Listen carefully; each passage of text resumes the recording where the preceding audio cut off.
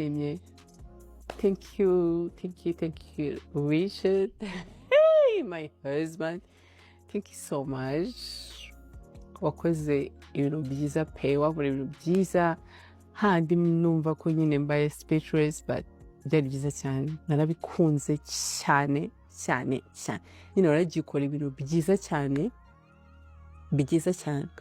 And nabonye abantu bibaza ngo ese ngo gute ngo kudodera ikanzu ngo ngaho bayidodeye ngo n'umusitoringa akaba ari yadodesha. Of course umudesigner wacu tuba tumuziranyeho, tubabizi ko Mateo designer niwe ukora ibintu bya danje muri Kigali, niwe udoda neza. So kuba na bitewe n'ibyo nari nzi ko ngiyemo, batubwira ati buri wese akoresha muri kara akunda. Of course abo bari bamaze kumfatisha ko ngiye kumwa ngo kara ukunda, favorite kara yanjye ni pink.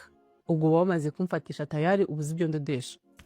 So wenda ntabwo tugiye kujya muri detail ngo byagenze gute ngo n'ibintu byinshi, you know, byagenze nyine kuriya mwabibonye. And kuba nawe umugabo wanjye yamenya ko ari umudozi, kandi wena umudozi wacu n'umugabo wanjye bajyana, of course bafite communication.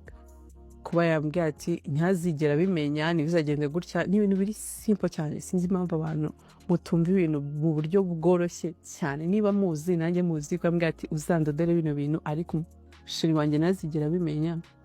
Ni ibintu biri simple cyane, byoroshye cyane ku buryo ntamenya ngo watswe ngone, kandi bigashoboka cyane.